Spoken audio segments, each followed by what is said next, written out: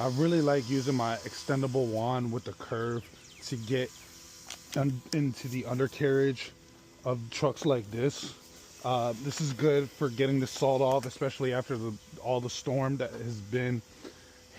we have been hit with here in the DMV.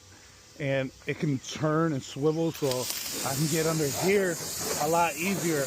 Client had texted me specifically, like, I gotta get this undercarriage rinse. I really care about my car. I don't want rust. So I usually come under here and start spraying